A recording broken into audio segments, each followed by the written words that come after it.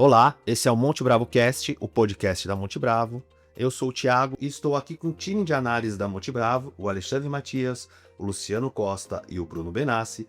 E nessa segunda-feira, 15 de setembro, vamos trazer o resumo da semana e a expectativa para a Super Quarta, assim como o cenário econômico no Brasil e no mundo. Começando com o Alexandre Matias. Alexandre Matias, o que esperar dessa Super Quarta? O mercado chega na semana da decisão do Fed e do Copom tendo convergido para o cenário base da Monte Bravo. A gente, desde o início do ano, tinha a projeção de que o Fed teria condições de cortar 3 vezes esse ano, começando em setembro, né, cortes de 0,25, e aconteceu de tudo no ano, né, as tarifas foram uma surpresa, criaram um risco de inflação mais alto, mas a gente avaliou que não era um distúrbio significativo para mudar a conduta do Fed, e agora, na véspera da reunião praticamente, o mercado convergiu para essa visão, contribuindo para isso, tem a percepção de que o impacto das tarifas está sendo bem comedido, ainda que seja esse impacto vá chegando ao longo do tempo, como não teve um movimento mais forte, não alterou muito as expectativas de inflação, e ao mesmo tempo você teve uma série de dados consolidando a ideia de que o mercado de trabalho dos Estados Unidos está enfraquecendo, e aí o Fed vai fazer o movimento de começar um ciclo de corte de juros. A gente imagina 3 cortes nesse ano, mais um corte em janeiro. A taxa de Fed Funds, que está em 4,5, chegaria em 3,75 no final do ano e 3,5 em janeiro. E aí daí para frente ficaria estável em torno de 3,5. O mercado incorporou esse movimento, né? As taxas curtas já indicam isso. A taxa de 10 anos caiu bastante, ela bateu 4% na semana passada, está testando aí 4,5, 4,7 agora. É um nível de taxa bem confortável. O dólar global estabilizou nas últimas semanas, em torno de 96, 97, olhando ele para o DXY. E talvez a grande surpresa seja a dinâmica do dólar real aqui no Brasil. O dólar continuou caindo, né? O real está no momento mais forte do ano. O grande contribuidor para isso certamente são os fluxos, na medida que o Brasil tem os juros de 15%, que deve continuar nesse nível pelo menos até dezembro, janeiro. Nossa expectativa é de que os cortes comecem em janeiro. Com o corte nos Estados Unidos, o carry trade fica favorecido, você tem um pouco de fluxo. Agora, a gente imagina que o piso do real esteja perto, porque o nosso fiscal é frágil, tem incerteza política, tem a questão das tarifas, e tem a percepção de que o Brasil está incorrendo em déficits gêmeos, né? Tanto o déficit fiscal quanto o déficit de transações correntes. O déficit de transações correntes tem crescido, é uma coisa que preocupa, então não parece fazer muito sentido uma moeda que aprecie muito além do que o dólar está fazendo a nível global.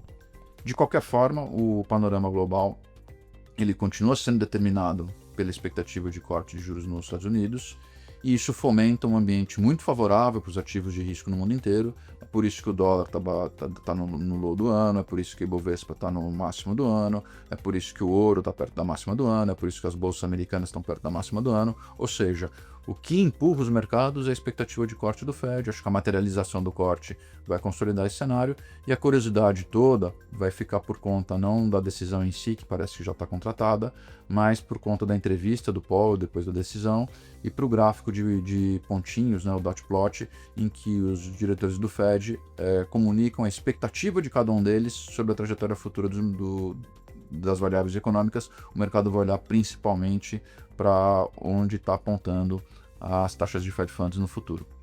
Obrigado, Matias. Luciano, quais os destaques da última semana e, olhando para frente, o que temos de importante?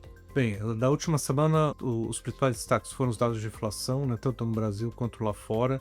Primeiro, falando dos Estados Unidos, saiu o dado do CPI, né, do mês de agosto.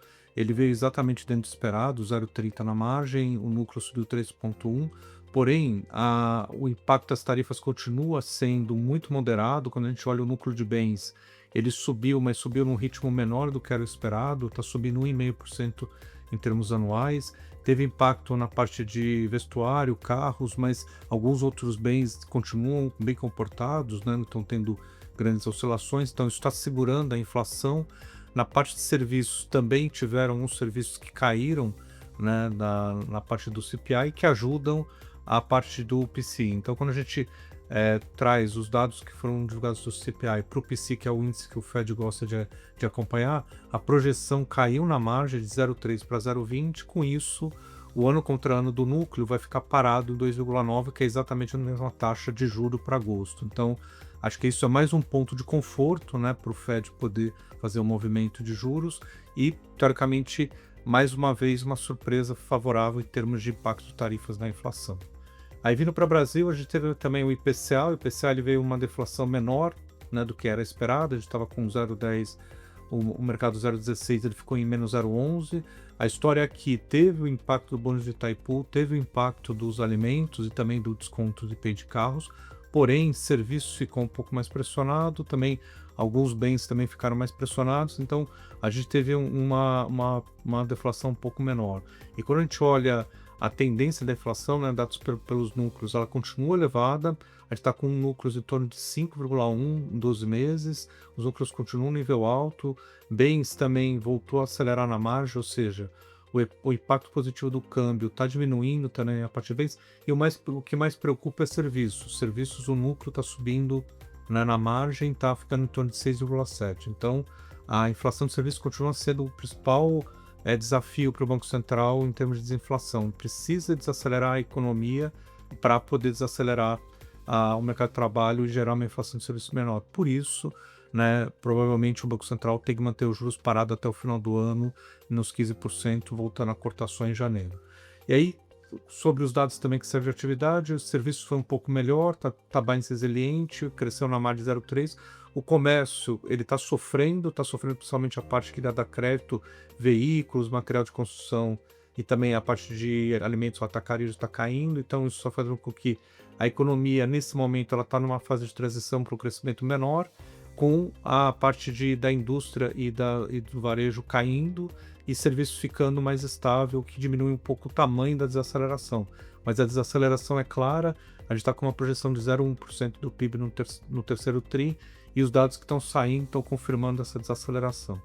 Então, olhando para frente, né, já respondendo a questão do que vem aqui nessa semana como importante, acho que os dois eventos mais importantes vão ocorrer na quarta, na super quarta. Primeiro, sobre o Fed, como o Alexandre já comentou, a expectativa unânime é de um corte de 25. A grande discussão fica pela sinalização que vai ser dada nos DOTs, nas projeções. Hoje o Fed tem 2 cortes no ano, então a taxa, né, teoricamente, ela terminaria em 4. A gente acha que tem espaço para ser mais, para ter essa tendência. Por quê? Porque o Fed provavelmente ele vai revisar as projeções dele de desemprego. Hoje elas estão terminando em 4,5 para o ano. Eles devem subir um pouco esse ano e o ano que vem. Com isso, a percepção de que tem juros, né, uma curva de juros menor, vai ficar mais clara para o comitê. Portanto, a gente espera aparecer os três fortes dentro das projeções do Fed que vão sair junto com a reunião. Então, na reunião, tão ou mais importante quanto a decisão, né, que é o 25 pontos de corte, a gente também espera que as projeções tragam, né, uma sinalização da continuidade do ciclo, tendo 3 cortes, né, ao total no ano. Para o ano que vem a gente tem mais um corte, chegando a 3,5. Uma parte do mercado, acho que o Fed já pode sinalizar uma taxa menor para o ano que vem, em torno de 3. Mas acho que o importante mesmo é os cortes consecutivos desse ano estarem confirmados. E aí, vindo para o Brasil, tem o Copom. O Copom, a expectativa é de manutenção da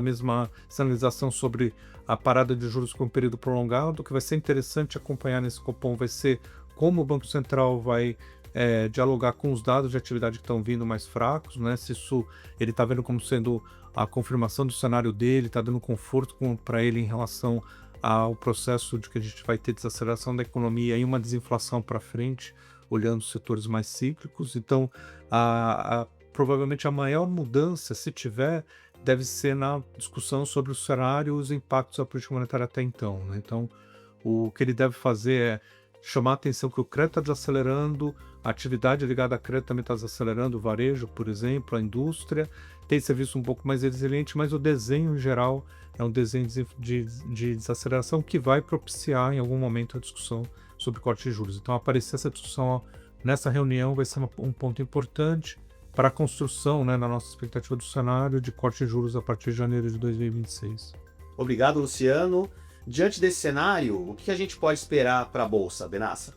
O cenário que tem se desenhado, né, como o Luciano e o Matias já comentaram, é um cenário de corte de juros nos Estados Unidos e a possibilidade, ou o mercado começar a precificar um corte de juros no Brasil, né? Esse cenário tem mais ou menos, ou está mais ou menos refletindo nos preços dos ativos, né? Você pega, não é só a bolsa brasileira, é a bolsa de emergentes no geral e o Brasil em particular tem tido uma performance bastante positiva no ano, né? Então, bolsa brasileira em dólar sobe uns 35%, bolsa mexicana sobe 37%, Chile, Colômbia, todas com uma performance positiva. O que esperar pós a definição, né? Pós o fato concreto, né? O mercado precificando realmente os cortes de juros pelo Fed. É que esse movimento se estenda, tá? Acho que diferente de outros momentos que o Fed inicia um processo de corte de juros, né? Então você pega crise financeira global de 2008, Covid, a crise dos emergentes do final da década de 90, o cenário hoje é diferente, né? O Fed está num processo de corte de juros com uma economia que é saudável, está desacelerando e a inflação está relativamente comportada, né? Este é um cenário que é muito positivo, ou tende a ser muito positivo para a diversificação e aumento de exposição a ativos de risco fora dos Estados Unidos, né? Então, esse é um cenário que deve ser bastante positivo, ou deve continuar a tendência positiva para emergentes, para o Brasil em particular, né? Como a gente tem pensado em se posicionar para esse cenário, tá? A gente continua com a cabeça construtiva para o Ibovespa, porém, dado que no Brasil o processo de corte de juros deve acontecer porque a atividade tem mostrado sinais de desaceleração, a gente prefere estar em ativos que não são muito domésticos, né? Ou que não dependem muito de PIB, massa real, crescimento da economia para performar bem, tá? Então, apesar de a gente estar construtivo com o Ibovespa, a gente continua com a mesma cabeça de sempre, tá? A gente parece repetitivo, mas acho que é importante a gente reforçar.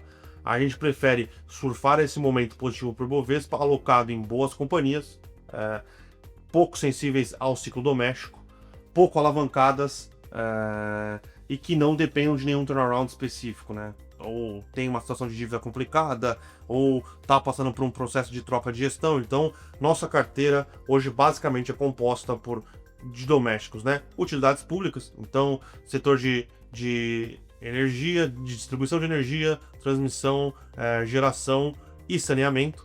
A parte de shoppings, que a gente acha que ainda negociou em múltiplos que são bastante positivos. A parte de saúde, a parte de construção civil de baixa renda, tá? Eu acho que não só tendo isso na carteira, mas tendo isso na carteira, a gente consegue ter uma performance superior ao do Ibovespa, tá? E aí, obviamente, a gente continua gostando um pouco de commodities, apesar de a gente ter diminuído bem a exposição que a gente tem em minério de ferro e em óleo, mas a gente acha que nesse nível de preço quase tudo está num patamar bastante interessante. A gente continua gostando da parte de financials, né? Financeiros, seja através do Itaú, que é nosso top picking, seja através do Nubank, que também é nosso top picking. Então, a gente acha que o cenário é positivo para o Ibovespa daqui até o final do ano.